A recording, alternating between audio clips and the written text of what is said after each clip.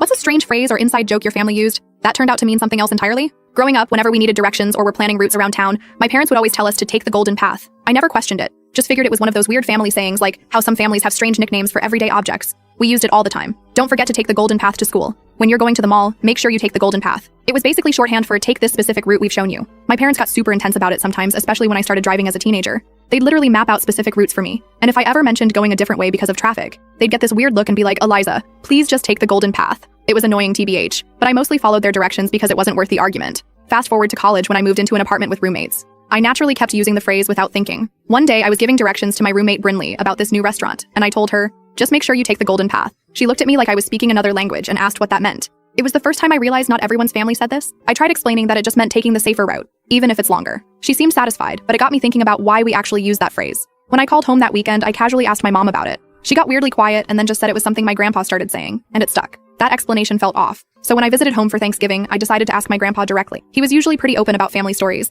and I figured there might be some cute origin story. Like maybe he'd followed actual gold-colored signs on a road trip or something. But when I brought it up at dinner, the whole room got super tense. My dad actually interrupted before Grandpa could answer and changed the subject completely. It was so obvious they were hiding something, which obviously made me more curious. Throughout the weekend, I tried bringing it up again, but they kept deflecting. When I was helping my mom with dishes later, I pressed her about it again, and she finally sighed and said, "It's just safer, Eliza. Some things are better left in the past." Which was the most cryptic and unsatisfying answer ever, but she wouldn't say more no matter how much I pushed. I started paying attention to exactly which routes were the golden paths my family had always insisted on. I realized they all had something in common. They avoided certain neighborhoods in our city, specifically the north side. I'd always just followed these directions without thinking about why those specific routes were preferred. The next time I visited home, I was determined to get answers. I waited until my grandpa and I were alone, watching an old Western movie that everyone else had bailed on. During a commercial break, I straight up asked him why our family was so weird about the golden path thing and why nobody would tell me what it meant. His face got really serious, but instead of brushing me off, he asked how old I was now. When I said 24, he nodded like that was finally old enough. He lowered the TV volume and told me he needed to show me something. We went to his study, and he pulled out an old photo album. As he flipped through it, he explained that before I was born, our family had lived in a different part of the city.